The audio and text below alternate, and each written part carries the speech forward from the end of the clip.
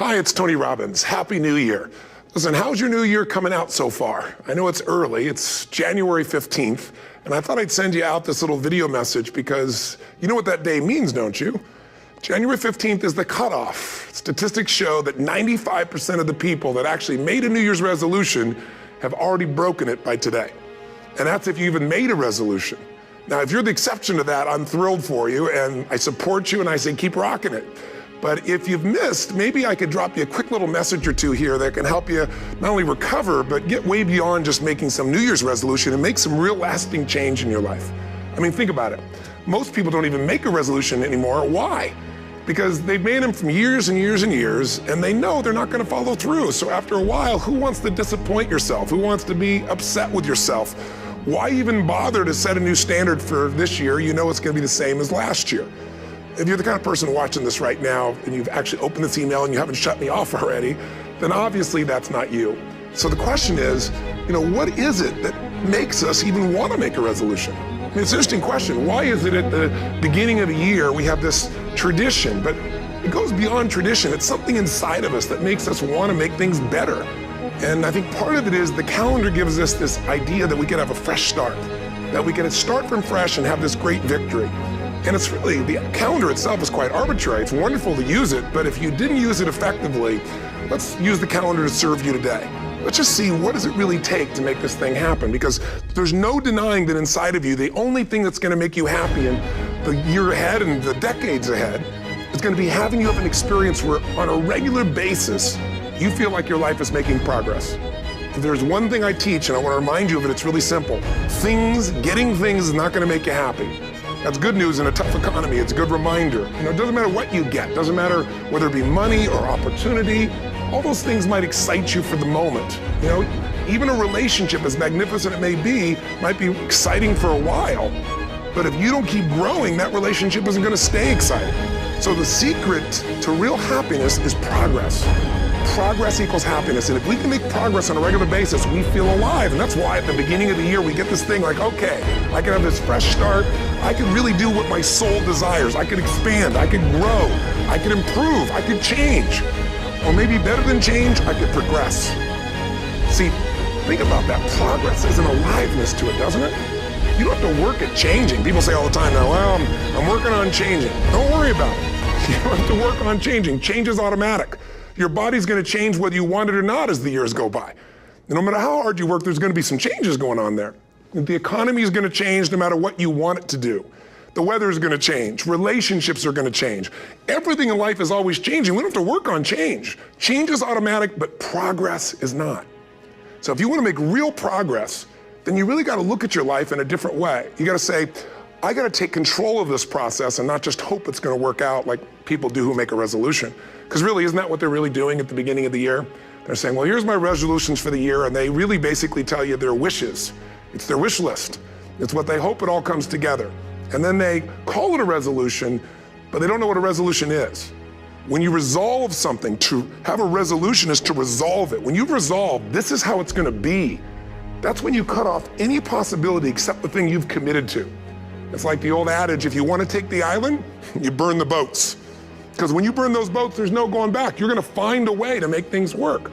And most people, they're stating what they hope will come together, and if it doesn't happen, then they're disappointed, but they're not too disappointed because they're not too vested.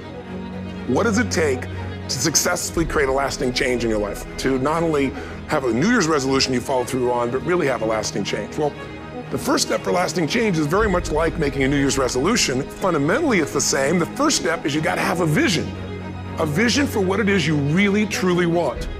Not what you think you want or what you should have. I mean, what are most people's New Year's resolutions? I'm going to stop eating sugar. I'm going to stop smoking. I'm going to lose 10 pounds.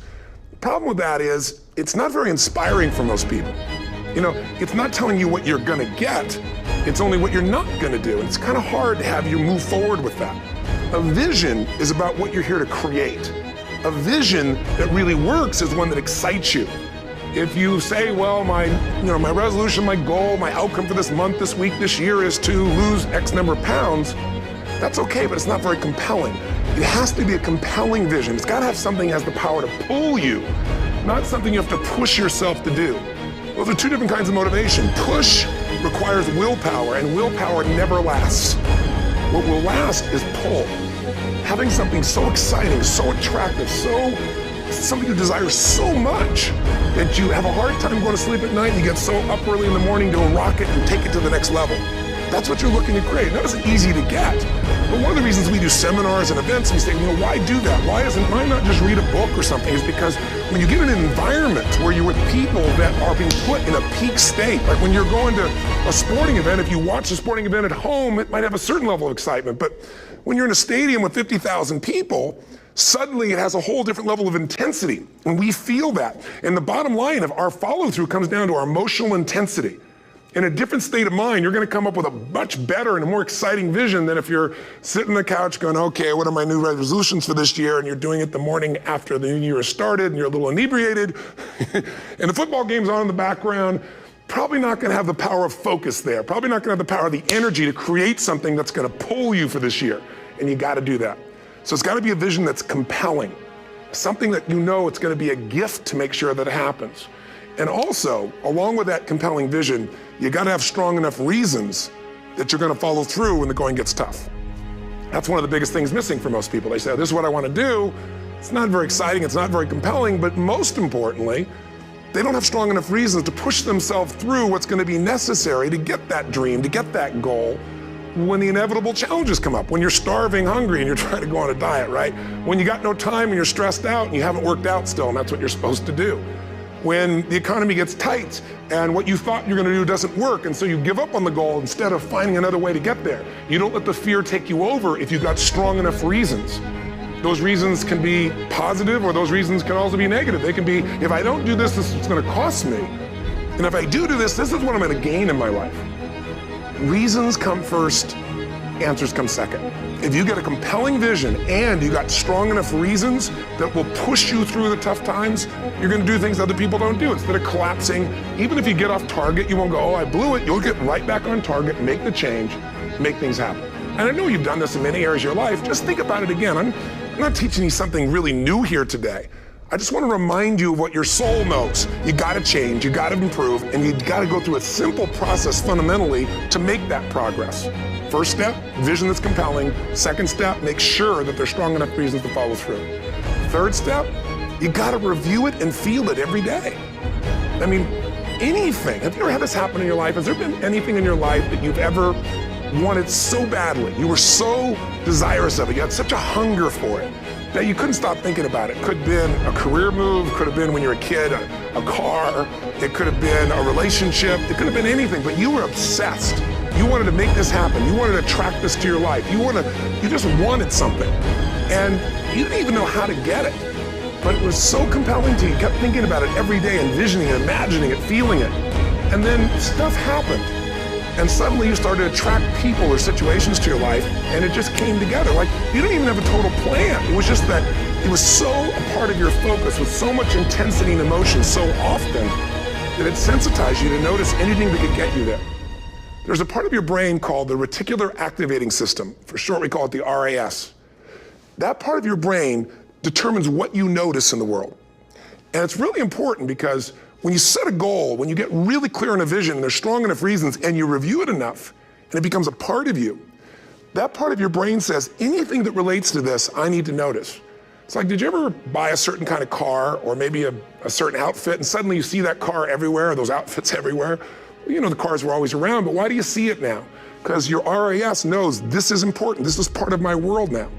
Similarly, when you really get clear, and it's compelling, and you're reviewing it every day, got strong reasons, and you're reviewing it every day, and you're feeling it, the brain becomes incredibly acute at noticing anything to get you to move forward. And so that's the power of this. So, what do people do with a New Year's resolution? They come up with something they kind of want. It's not a compelling vision. They don't really have strong enough reasons, and they never review it again until they notice that they broke what they said they really want to make happen, because they didn't really resolve. If you resolve, you got the vision, it's compelling, you review it daily, and you feel it, you envision it, and you experience it. Simple as it sounds. Now, ultimately, what is this really about? Ultimately, if you're gonna have lasting change in anything, you're really talking about just raising your standards. I mean, I always tell people, if you wanna know how to change your life, I give it to you in 3 words, boring as it sounds: raise your standards. And what does that mean? corny as it sounds. Raise your standards. Oh, thank you for the breakthrough thought, Tony. I'm glad I wasted my time watching this little email with you. But think about it. Lasting change is different than a goal. You don't always get your goals, but you always get your standards. Maybe it would help you is to think about it this way. I try to explain standards to people with a different set of words. Think of it as everybody in life gets their musts. They don't get their shoulds. Right? Think about it. Most people have a list of shoulds, don't they? Don't you have a list of the shoulds, things you should do, you should follow through on? I should lose some weight, I should work out more, I should make more calls, I should respond more rapidly to my email, whatever, you know? I should get into the office earlier, I should be, more confident. Whatever your should list is, people love to have their should list be met, but it's kind of like New Year's resolutions. If it does, it's really exciting, but if it doesn't, which is most of the time, it's a little disappointing, but you kind of know it's not gonna happen. But when you decide something is a must for you, an absolute must, when you cut off any possible, you say, I'm gonna find the way, or I'm gonna make the way. Human beings, when they resolve things and they make a real resolution inside themselves, which is they raise the standard, they make it a must, they find the way. Think about it in your own life. How about you had some area of your life where you raised your standard and your life has never been the same? Maybe at one time in your life you smoked cigarettes, or you did something and you did it for years and you kept trying to change it and kept telling yourself I should. And then one day something happened. Something just clicked you over. Something took you over that kind of tipping point. And inside yourself you said no more. And it was a very, very different experience, wasn't it? Something inside of you shifted and what was a should became a must and you've never gone back. Is there an area like that in your life you can think of? Again, did you ever smoke cigarettes? Did you ever eat a certain way, drink a certain form of alcohol, and then finally say no more, and you just don't go back? And notice this, it doesn't really take any willpower anymore. Because somewhere when we make this click, when we make something a must, we attach ourselves to it. It becomes part of our identity. And one thing I've learned in the last, 33 years of working with people from now over 100 countries, 4 million people, is human beings absolutely follow through on who they believe they are. If you said to me, well, I'm really gonna work hard to stop smoking, but I've been a smoker my whole life and I am a smoker.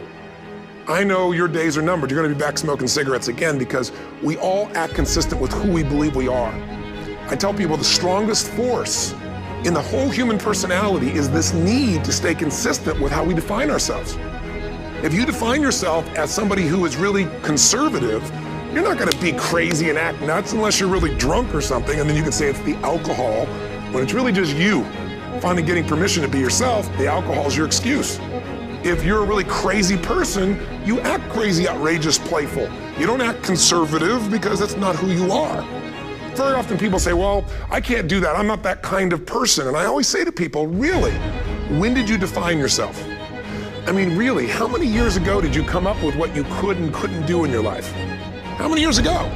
Most people, if they really look at how they're living their life today, it's based on a set of standards, a set of beliefs that they made choices about 10, 20, 30 or more years ago.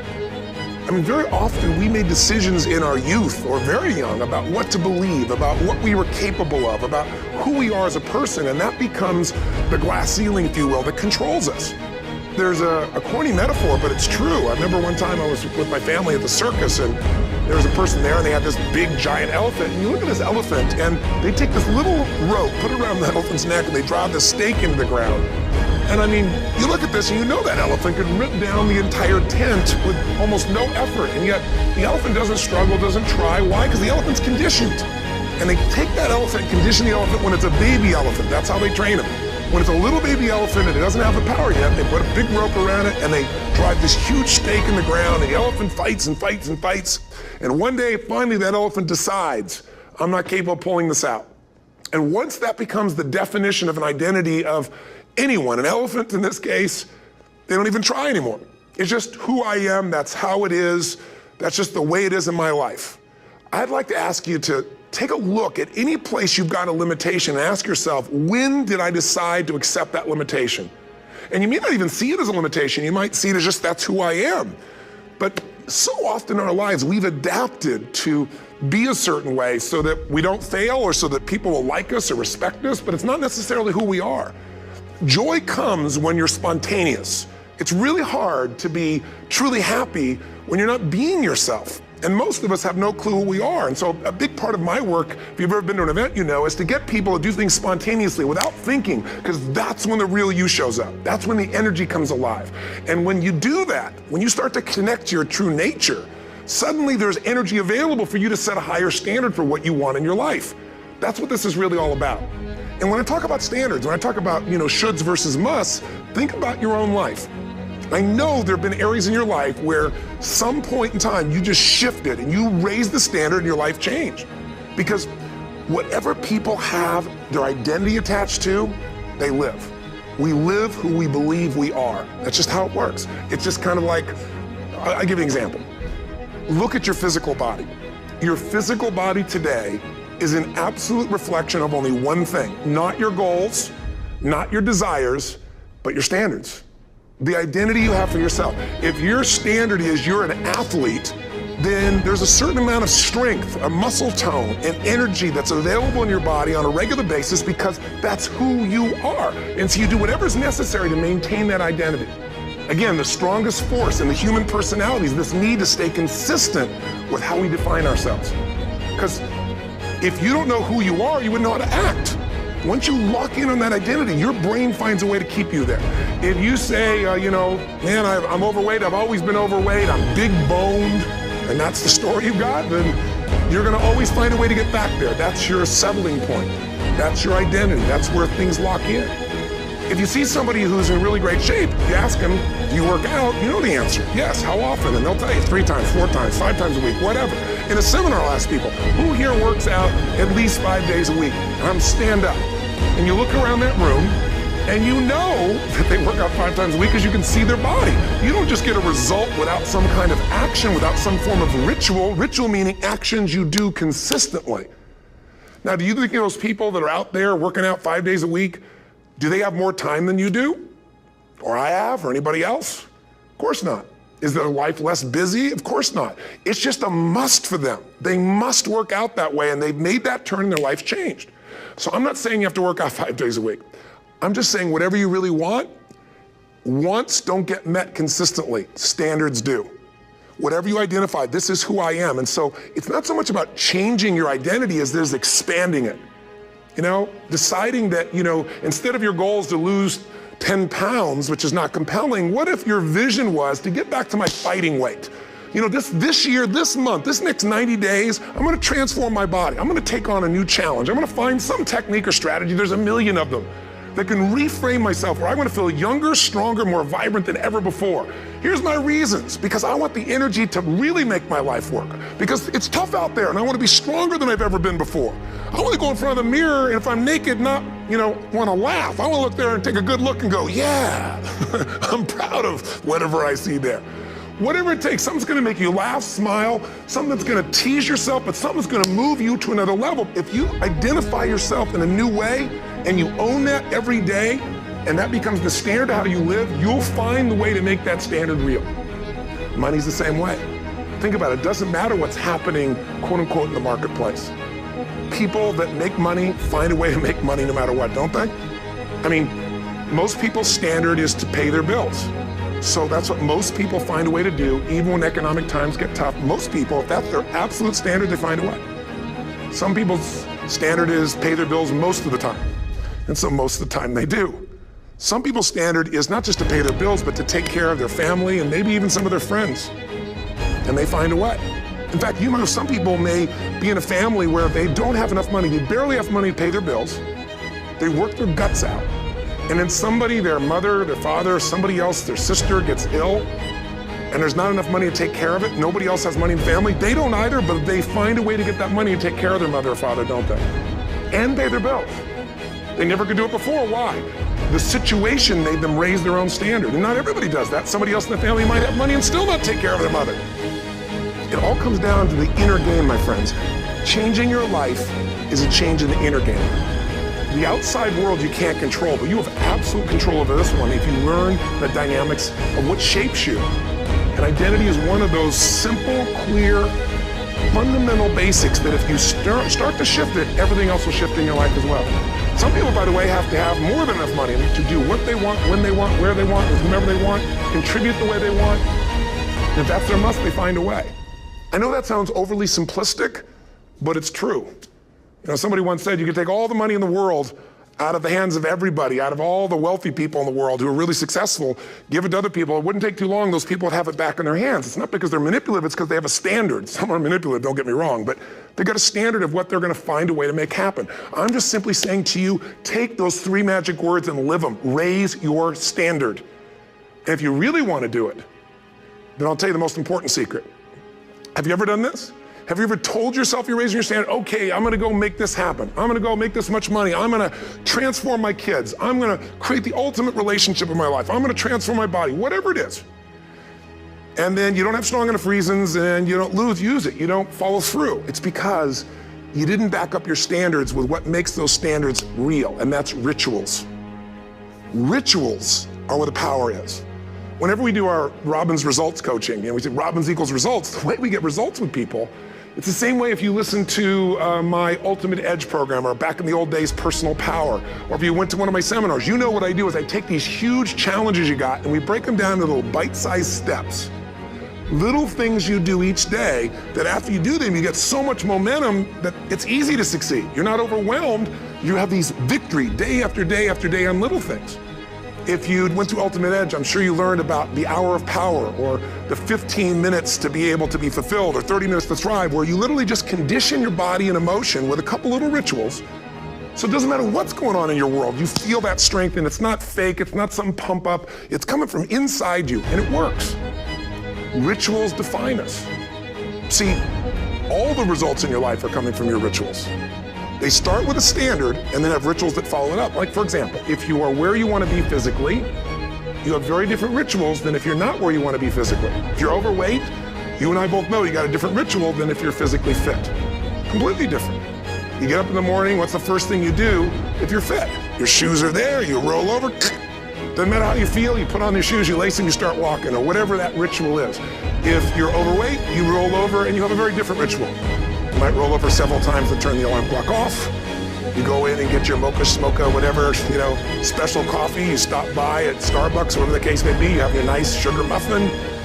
It's supposed to be really nice for you. Whatever you do, it's a different ritual. If you have a great, passionate relationship, you have very different rituals in how you come home than if you have a lousy relationship. You come home and the first thing you do is you're tweeting somebody, or you're emailing, or flipping on the news, or you don't even come home. What are the rituals? Whenever I study people that are successful, what I look for is what's the standard they hold themselves to, and then what are all those little rituals that add up? Because think about it, success and failure are not giant events. They don't just show up. You don't just suddenly become successful or suddenly have this cataclysmic event that makes you fail. It may look that way, but failure comes from all the little things. It's failure to make the call. It's failure to check the books. It's failure to say, I'm sorry. It's failure to push yourself to do things physically that you don't want to do. And all those little failures day after day come together until one day some cataclysmic event happens and you blame that. That event happened because you missed all the little stuff. Do you agree with me? And success, by the way, is not some overnight event. It's all these little things. Success is having a vision. Success is making it compelling. Success is really seeing it, feeling it every day with strong enough reasons. Success is feeling the sense that I'm here to grow and I'm here to give something to the world more than just myself. Success is caring about other people. Success is calling and saying, I love you in the middle of the day for no damn reason. Or sending a note. That'll change your relationship. Have a ritual of something funny, playful, or a surprise you do. How many relationships are dead today because they have no surprise rituals anymore? You need to have some rituals, some cool things you do that nobody else does that gives you a better life than anybody else has. All the little stuff, that's where success comes from. In business, it comes from delivering more than anybody could imagine. All those little things add up. People go, wow, that's who I want to do business with. It's true in any area of your life. So if you look at somebody who's really successful and you think, wow, I mean, they're so amazing, they're such a genius, you gotta dig underneath and you gotta remember something. People are rewarded in public for what they've practiced for years in private. Myself and my business people say, how do you get up and speak? And you have no notes and you go for 3 days and nights and the room is like, everybody's wired and it's incredible. It's like a rock concert. How do you do that? How do you have that confidence? Well, and it's not confidence, it's experience now.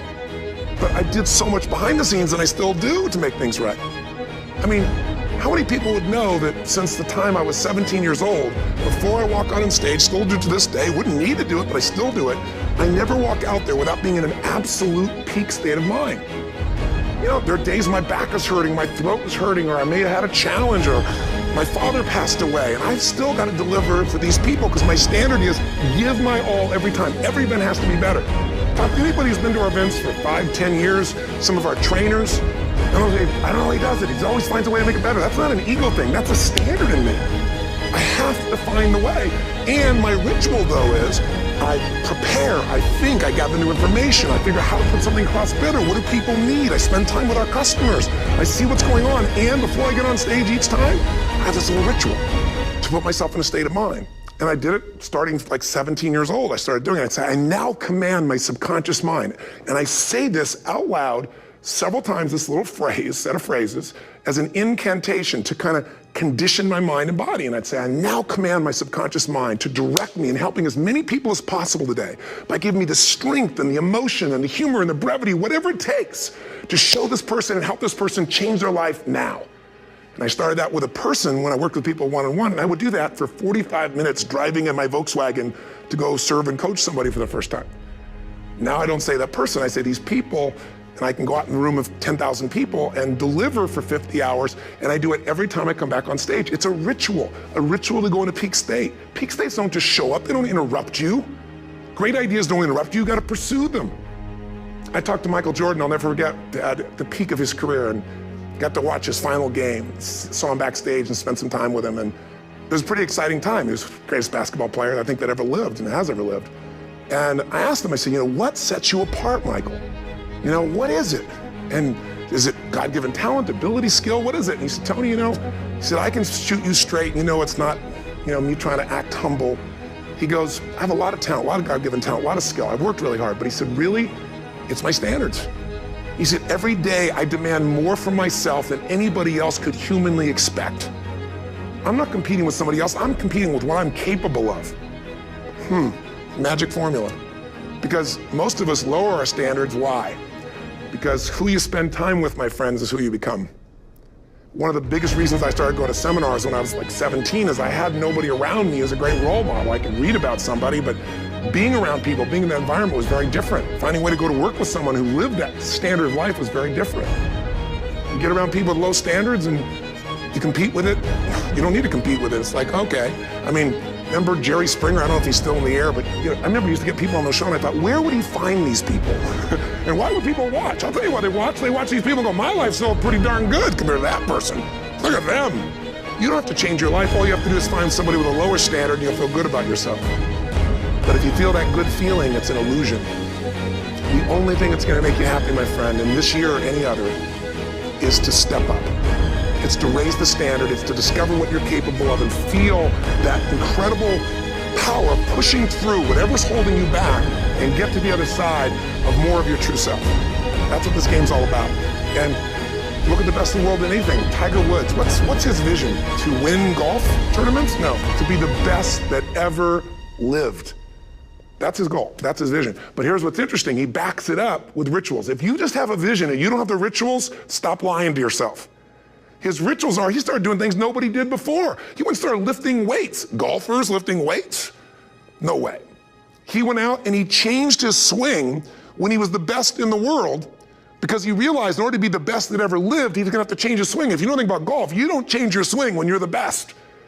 And he went and retrained himself because he has different rituals than other golfers. Now many people are modeling his rituals to get better. It's amazing. You look at somebody like Michael Phelps, the 2008 swimmer, won 7, only 2 people I think in history, if I remember correctly, that have gotten 7 gold medals in one session. And here's a guy, he's got number 6 under his belt and he's exhausted and he's going in for that final swim. I'm sure you remember. And how does the guy win? By 1/100th of a second. Do you think that was some massive skill that got him over the top? Or was it a standard that says, this is who I am? I am the champion. And no one is taking this from me. And somehow in those final milliseconds, 1/100th of a second, he pushed himself just beyond his competitor. But you know about Michael Phelps? What allowed him to be able to push beyond that moment is his rituals. Go study the guy. Most people who swim have these unbelievable workouts. He does 2 and 3 of those workout sessions a day. All the other swimmers in the beginning thought he was insane. You're gonna overtrain, you can't do that, it's not physically possible. But he had a standard and the rituals to back it up. So here's my final message to you, because I've gotten carried away. I thought I was gonna send you like a 5-minute message, but as you can see, there's no script here. It's just me going a little crazy with you, but I wanna really see you get what you want this year. Don't let this year be like last. And if last year was great, still don't let it be that way. Raise the standard. If your life is perfect and extraordinary, you darn well know you're not gonna be happy unless you keep making it better. That's what makes us feel alive. It's not what we get that makes us happy, it's who we become and what we're able to give because we become more. That sense of contribution is what creates the deepest meaning. So here's my assignment for if you want one. If you want to go from conversation to some action, here's a simple thing to do. What's an area of your life right now that you really want to improve? What's an area that's important to improve? Your body's great, how about your career? Career's great, how about your relationship?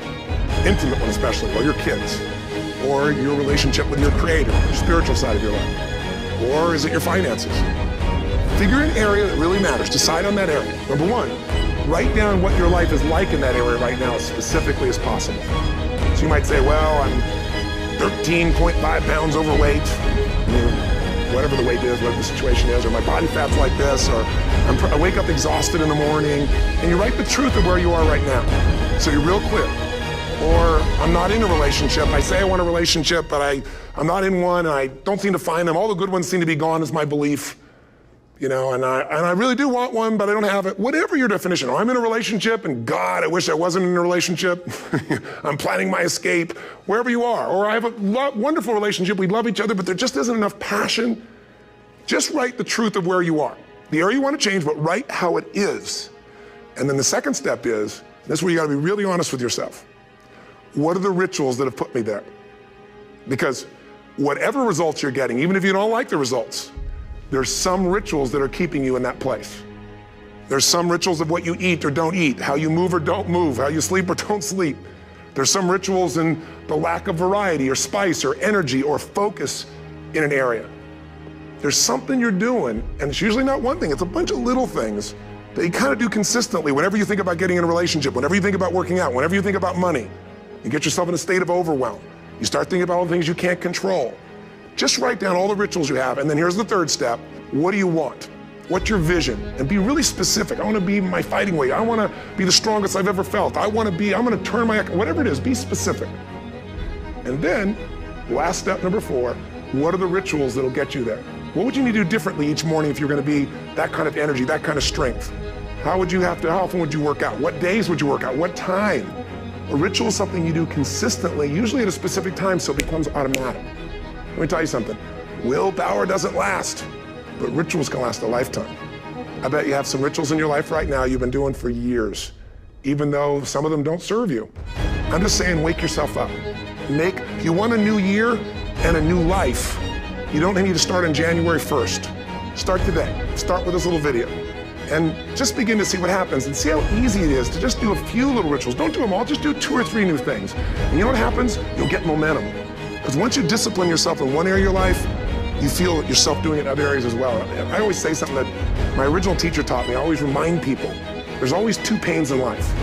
There's the pain of discipline, or there's the pain of regret. And discipline weighs ounces, as my friend Jim Rohn taught me. Regret weighs tons. You don't have regret. So right now, what do you want to change? What's it really like?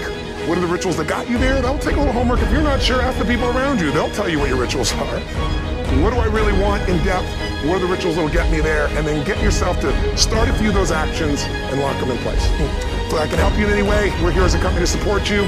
Come have an event with us. Come to Unleash the Power Within or Master University, or get a coach. You can get a free coaching session if you call our company and click on something on this. Will probably have something on it, or get a product. Or don't do anything with us, but do something with somebody, starting with you. If you make the changes in yourself, you're going to be proud this year, and no amount of money or accolades from other people can mirror the feeling of being proud of knowing you've taken back control of your life, or you've taken a great life to another level. Because once you do that, you have something you can give other people, whether it be your kids or your friends or your family. And ultimately, that's what life's about. So thanks for listening. I don't know how long I went here, but I hope this has been helpful for you. I just thought it's a new year, and I want people to be able to truly create a new life. And until I see you again, hopefully soon, or get the chance to meet you, live strong and live with passion. And of course, God bless to you. Happy New Year.